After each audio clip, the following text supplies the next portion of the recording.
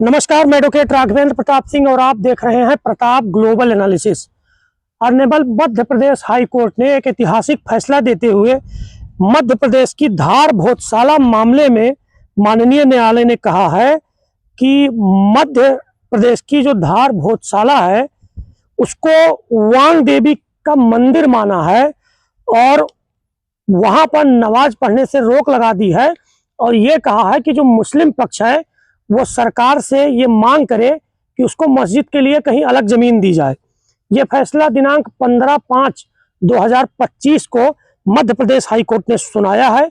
इस मामले पर लंबे समय से दोनों पक्षों में विवाद चल रहा था। तो ये पूरा मामला क्या है, धार की जो भोजशाला है इसका इतिहास क्या है, कब कब इस पर विवाद हुआ, कब कब इस पर आक्रमण किया गया, इसको तोड़ने का प्रयास किया गया, इसके स्वरूप को बदला गया, ये सारी चीजें आज हम जानते हैं। आप सभी को बता दें कि 1034 ईस्वी में परमार शासक राजा भोज ने ज्ञान की साधना और माँ सरस्वती की आराधना के लिए भोजशाला का निर्माण कराया था। जैसे नालंदा तक्षशिला की तरह यह विशाल आवासीय संस्कृत विश्वविद्यालय था। जैसे आप जानते हैं हमारे देश में नालंदा तक्षशिला जिनको विदेशी आक्रमणकारियों द्वारा जला दिया गया या नष्ट कर दिया गया, इसी तरीके की ये भोजशाला थी जो संस्कृत विश्वविद्यालय था। यहाँ लोग रहते थे, गुरुकुल जैसा यहाँ पे माहौल था, रोज लोग पढ़ते थे, धर्म की शिक्षा संस्कृति की शिक्षा लेते थे।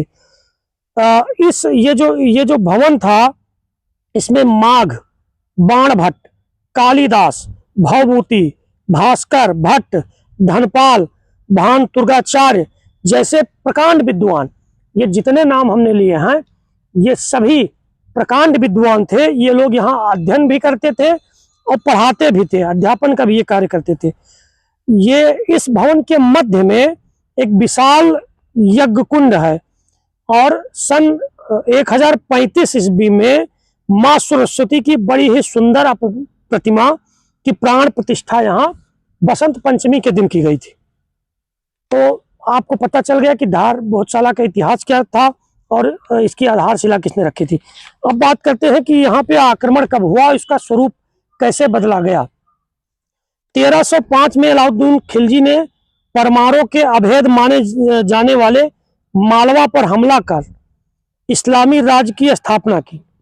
इस दौरान भोजशाला समेत अनेक ऐतिहासिक और धार्मिक महत्व के स्थलों को ध्वस्त कर दिया गया, उनके स्वरूप को बर्बाद कर दिया गया। खिलजी ने ही कमाल मौलाना की याद में, जो भोजशाला है उसके एकदम बगल बाहर कमाल मौलाना की याद में भोजशाला के बाहर एक मकबरा बनवाया था। फिर 1514 ईस्वी में महमूद शाह खिलजी द्वितीय ने हमला कर भोजशाला को मस्जिद में बदलने की कोशिश की। कहा जाता है कि मुगल आक्रमणकारियों ने जो माँ वांग देवी थी, सरस्वती माता, उनकी प्रतिमा को जमीन में गाड़ दिया था, तो वहां तोड़फोड़ करके, जिसको बाद में 1875 ईस्वी में अंग्रेजी शासन काल के दौरान खुदाई की गई और उसको निकाला गया। आज भी वो प्रतिमा British museum great Russell street London में रखी हुई है। तो ये इस मूर्ति की प्रतिमा का भी इतिहास है। ये आज के दिन सुरक्षित ब्रिटेन के एक म्यूजियम में रखी हुई है। इसके बाद बहुत सारे विवाद हुए। एएसआई ने एक आदेश दिया बीच में, इसमें विवाद तो 95, 97, 98, 2003, 2013, 2016 में भी कई छोटी बड़ी घटनाएं हुई। बीच में एएसआई ने कहा कि शुक्रवार को मुस्लिम नमाज पढ़ेंगे, मंगलवार को या बसंत पंचमी जैसे शुभ अवसर पे हिंदू यहाँ पूजा करते रहेंगे, लेकिन उसको भी लेके कई बार बड़े छोटे विवाद हुए। बाद में ये मामला honourable Madhya Pradesh high court में गया। वहां एएसआई की सर्वे रिपोर्ट आई जिसमें बहुत सारे ऐसी प्रतिमाएं मिली, खंभे मिले, हिंदू देवी देवताओं की मूर्तियां मिली, दीवालों पे संस्कृत में मंत्र मिले, कई सारी ऐसी कलाकृतियां मिली जो गुंबदों पर थीं, दीवारों पर थीं या मूर्तियों में थीं, जिससे यह सिद्ध हुआ कि ये जो स्थान है ये पुराना कोई हिंदू मंदिर था या हिंदू देवी देवताओं का कोई ऐसा स्थान था जहां पर हिंदू आस्था के लोग पूजा करते थे या उनकी आस्था इस जो स्थल था उसके प्रति थी। इसको लेकर के कल मध्य प्रदेश हाई कोर्ट ने निर्णय सुनाया है और ये निर्णय जो माननीय सुप्रीम कोर्ट ने अयोध्या मामले में सुनाया था, लगभग उसी तर्ज पे एएसआई रिपोर्ट को आधार मानते हुए उसको आधार बनाते हुए जो तथ्य वहां से निकले थे उनको प्रमाणिक मानते हुए लगभग उसी आधार पर यह फैसला सुनाया गया है।